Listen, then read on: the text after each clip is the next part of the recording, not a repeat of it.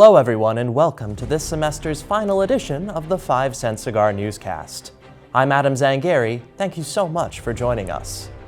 Coming up this week, we have an update on how URI has handled COVID-19 throughout this semester, coverage of the LGBTQ+ town hall recently held by President Mark Parlange, a look at Rhody Outpost, a community food pantry, a look at Clue, the new play from URI Theater, an end-of-semester edition of Campus Chatter, and, as always, make sure you stick around for your Rhody Sports Corner.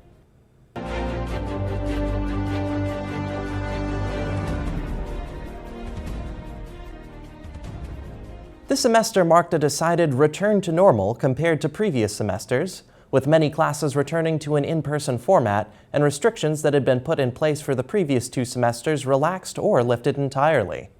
I talked with URI's Health Services and Housing and Residential Life about how they felt that this semester went and what changes we could see in the future.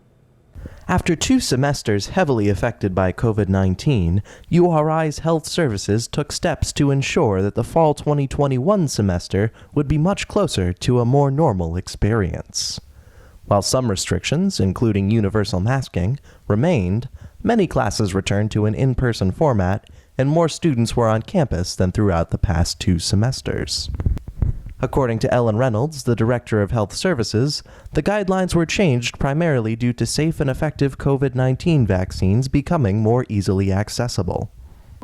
What we did was we were really following the distribution of vaccines, and as you know, majority of our students are in the age group that was last prioritized last spring, so they were eligible late April into May. Reynolds said that much of the planning was done before the semester and COVID-19 was kept in check enough that plans did not have to be changed frequently throughout the semester. In order to help mitigate potential outbreaks, Reynolds and Health Services had weekly meetings with Housing and Residential Life Director Frankie Miner, who said that HRL worked hand in glove with Health Services. We meet weekly, sometimes more than once a week, and this started back in the spring of 2020, went through completely through the fall. We're still operating an isolation space together in conjunction, so we communicate on a regular basis. The university implemented a vaccine mandate with religious and medical exemptions for students before expanding it later to include faculty and staff as well. Overall, Reynolds said that 94% of the URI community is currently vaccinated. The 6% that aren't, according to Reynolds, must continue to be tested for COVID-19 at least twice per week. We'll continue to offer vaccine availability on the campus and also in the surrounding community, informing them where they can get it easily. I believe we'll be universally masking in the spring when we come back, and we'll be looking at point of origin testing or testing before one returns in the spring semester. Looking forward, Reynolds said that Health Services will be routinely and regularly readjusting their plan for spring 2022, although she said that most major things would likely remain unchanged. We feel very confident in the fact that testing twice a week would allow us to early identify anybody who's infectious and get them right into isolation. I'm Adam Zangari reporting for 5CCN. 2021 was a very important year for LGBTQ+ rights at URI. Notably, the Campus Climate Survey was released, with many students in the LGBTQ community saying that they did not feel safe and welcomed at URI, and a URI professor last semester made transphobic comments in an article that she wrote. This past week, President Mark Parlange sat down with students at URI for an LGBTQ+ town hall. With more, here's Leila Cox. On December 2nd, members of the community met at the Gender and Sexuality Center to discuss LGBTQ+ related issues with the University of Rhode Island President Mark Parlange. The 2021 LGBTQ+ Town Hall, organized by the Gender and Sexuality Center, has taken place since February 2012, but never with the University of Rhode Island President. During the town hall meeting, individuals raised concerns about academic freedom, safe zone training requirements, the lack of representation in university marketing, and more.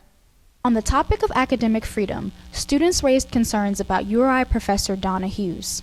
In March 2021, Hughes received major backlash for her anti-transgender statements. A student asked President Parlange how the university plans to make sure transgender students feel more safe in the classroom, and if there are plans to let students know of Donna Hughes' views prior to course enrollment.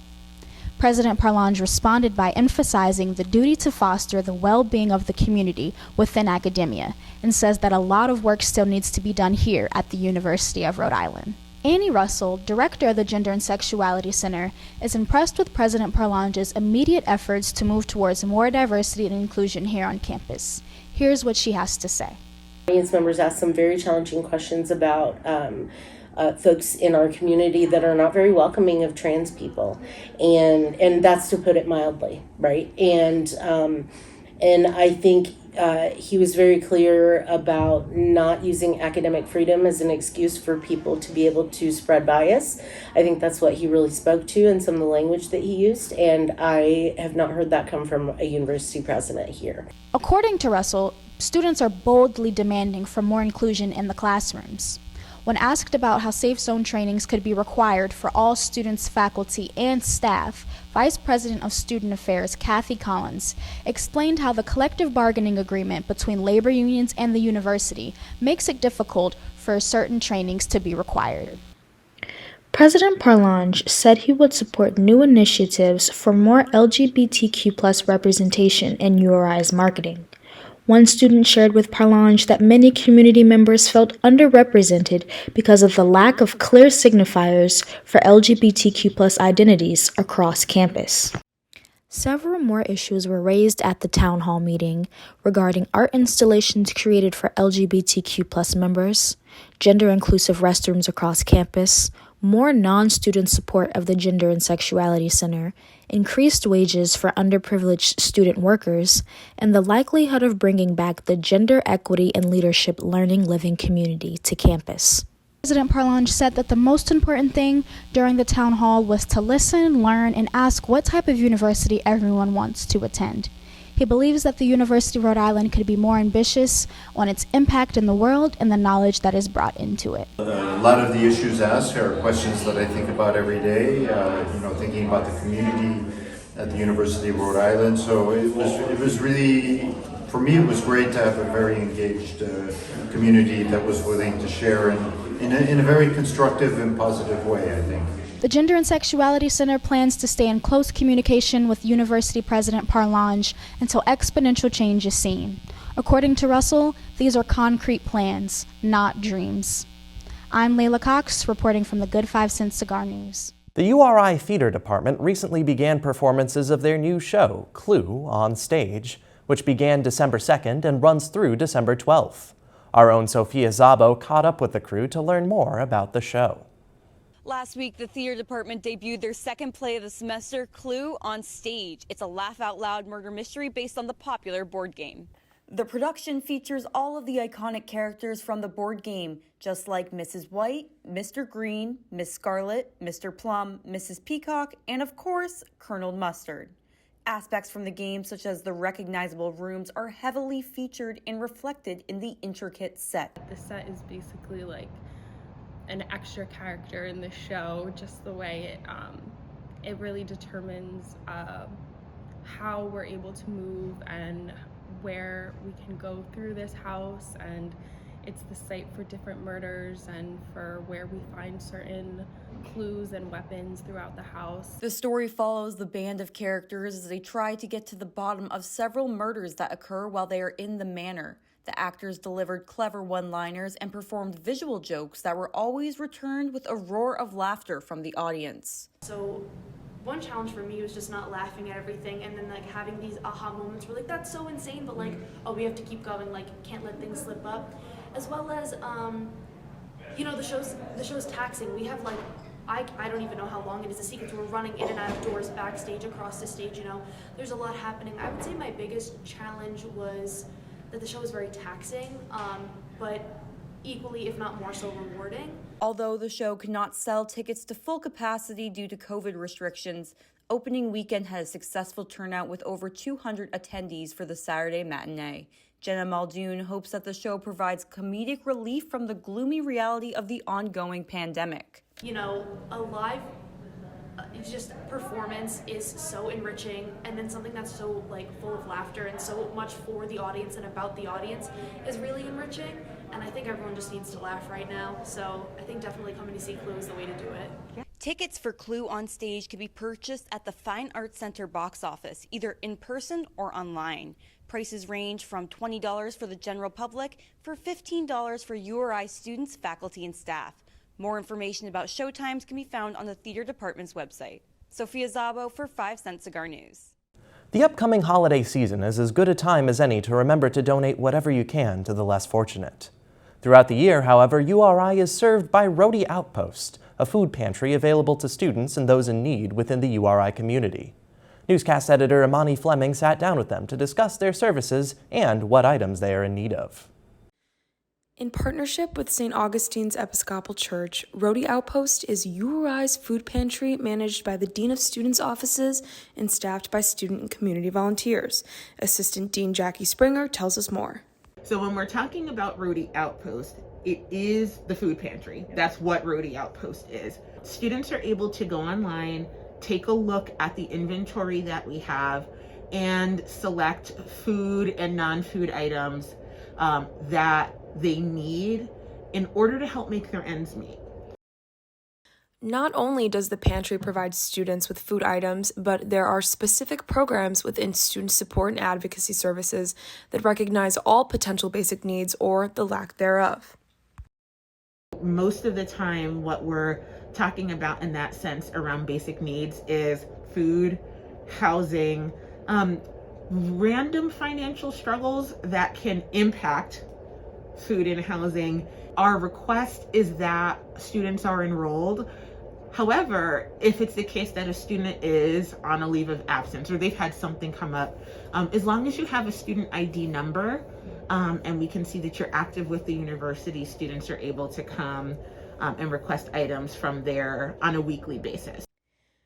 Springer stresses that while URI students experiencing basic needs and security are encouraged to seek out Rhody Outpost, they also may be encouraged to utilize the other centers and spaces on campus that provide varying care.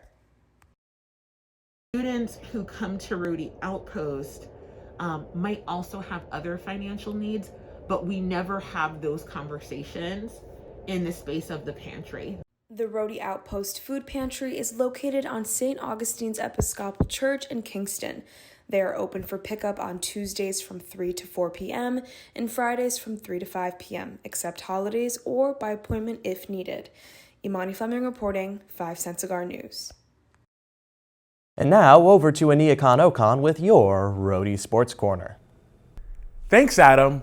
Hello and welcome back to another edition of your Rhody Sports Corner. The URI PC game didn't end the way the Rams were hoping for this past weekend, but there was no time for them to dwell on the loss. On Tuesday, they returned home to take on Sacred Heart. The game marked just the second all-time meeting between the two schools. URI won the last meeting back in 2005. In the early going, Sacred Heart's Tyler Thomas was feeling it from beyond the arc. Here he knocks down the three. A few possessions later, he takes the three on Makai Mitchell, misses. Nico Gillette gets the board, dishes it back to Thomas, who uses his body to get the layup over Mikhail Mitchell. He would finish with a game-high 30 points and help Sacred Heart take a 2-point lead at the half. In the second half, the Rams turned up the intensity defensively. Here, Ish Alameen gets the steal, kicks it out to the other Ish, who lobs it up to Makai Mitchell for the slam. Later on, Makai Mitchell puts his hands in the cookie jar and takes it all the way for the slam. The Rams hold off Sacred Heart to win this one 72-62. Despite the win, head coach David Cox says there's still a lot for his team to address. We've got a lot of work to do. It was a lackluster first half, to say the least, particularly in the defensive end. We've got to fix that. We've got to fix that. We've got to address some things. I was pleased with the way we came out in the second half, particularly on the defensive end. Victories are hard to come by. We will take that win, but we've got a lot of room for growth, and we'll address that tomorrow in practice. If we want to be a championship level team, we can't do that. Obviously, offense comes and goes. You can't really control that, but we got to control what we can control, and that's defense and energy. The past week wasn't kind to the women's basketball team. After starting the season 7-0, they have now lost their last 3 games. Hoping to get back on track, the team took on Hartford on Wednesday. The team was without Des Elmore, who sat out this one due to a back injury. First half, Emmanuel Tahan, facing the double team, dribbles out and finds an open Chanel Williams at the top of the key for the knockdown three. It was the Rams' zone defense that allowed them to open up a big lead. Here, Yanni Henley gets the steal and dishes it to Dolly Cairns, who goes up for the layup. She misses it, but MP Fapasi is there to clean it up. In the second half, the Rams turn defense into offense once again. Williams gets the steal, passes it to Cairns, who finds Fapasi for the open layup. She would finish with a season-high 23 points. Emmanuel Tahan would also add 25 points, shooting 71% from the field to give Rhode Island a blowout 84-49 victory. After the game, head coach Tammy Reese spoke on how nice it was to return to the Ryan Center after a grueling losing streak. It's really good to be home. I just have to say that, because there's something to be said for coming off some tough road travel and some weary road travel. So it was really good to get home and kind of find ourselves again. Restart, hit the restart button, reset, and come out and play our way back into where we were about 2 weeks ago. We knew that we had to redeem ourselves, and plus we played home, so we gotta defend the Ryan Center. So we just came and wanted to dominate and go back to the winning streak. So yeah. To some exciting news, the athletic department announced last week that it will be adding women's lacrosse as a varsity sport beginning in 2025. The decision comes after an internal study showed its benefits economically and for Title IX compliance. We're very excited about this decision. It's something that we've talked about internally for about 2 years. We felt like, this was a great opportunity for us to do that. It's an A10 sport. It's a sport that's certainly growing and very, very Northeast, Mid-Atlantic dominant. And so we felt like it just made tremendous sense for us. And, most importantly, from a gender equity perspective, we feel like we're in a great position now to handle our obligation. And that's it for this week's Rhody Sports Quarter. Back to you. The fall 2021 semester proved to be a new experience for many college students. With the semester drawing to a close, Erin Brown went around campus to ask folks about their semesters and what they're most looking forward to in the spring in this week's edition of Campus Chatter. Welcome back to the Good 5 Cent Cigar Newscast Campus Chatter. I'm Erin Brown. And I'm Aidan Kotoski. Today we're going to be asking people how they felt about the past semester. Let's go. Hi, welcome back. My name's Erin. What are your names? I'm Matt. I'm Jake. And this is the last Campus Chatter of the semester, so we're asking people how did they feel about their first semester being back on campus since COVID? It was good to be back. It was definitely a transition going from online to in person, but I got to see that my sophomore year and freshman year, so I knew what to expect, but I feel like a lot of kids underclassmen hadn't really seen that yet, so it was definitely a transition for everybody, I think. Yeah, it was definitely good for the younger kids to see what it's really like at URI. I think the coolest part of it was just in the fall when it was nice out, seeing everyone walk around campus on the quad, the library packed again, all that stuff. It's really what you look forward to with the college experience, which we kind of missed out on last year. What are you most looking forward to for the next upcoming semester? I don't know. Hopefully maybe we could get rid of masks inside. I don't know, depending on state guidelines, but that would be something. I feel like that would probably be the next step to normalcy, so that's definitely something I hope to see, but I'm honestly not sure if that's going to happen. So yeah, I agree. Hopefully, knock on some wood, we don't take any steps back again, but no masks on campus would be really cool. It's our last semester here, so we're looking to go out with a bang. Awesome. Thank you so much. Yeah. All right, so how do you feel about the return back to campus and things being kind of back to normal this semester? Do you have a good semester and stuff? Yeah, I'm glad that we're able to be on campus again. I really miss the campus feel of everything. I only have one semester left, so I'm glad that things are almost back to normal. I wish that we didn't have to wear our masks all the time, because it is kind of hard. I have a couple presentations coming up. Mm-hmm. I'm a little nervous about everyone being able to hear me with my mask on, but not bad. I'm happy to be back, though. Yeah, sure. And do you have anything you're looking forward to next semester? Any changes? No, I'm hoping that it's gonna stay this way, and no. Sweet. Yeah. No, thank you so much. So I'm part of the Campus Chatter, and we're asking people, how did you feel about this past semester? I liked it. It was pretty busy. It was my first semester, so it's a lot of getting used to. But yeah, I liked it a lot. I had a lot of fun. Are you a freshman this year? Yeah. What was your favorite thing about being a freshman, you think? Probably a week, because it was a lot of fun. Are you looking forward to anything specific next semester?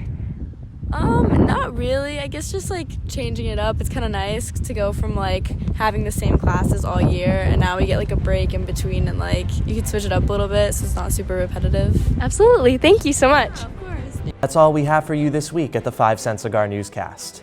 Make sure to check us out at rhodycigar.com and follow us on Twitter at rhodycigar. From all of us here at the Good 5 Cent Cigar, I'm Adam Zangari, wishing you a happy and healthy winter break and holiday season. Stay safe, Rhody.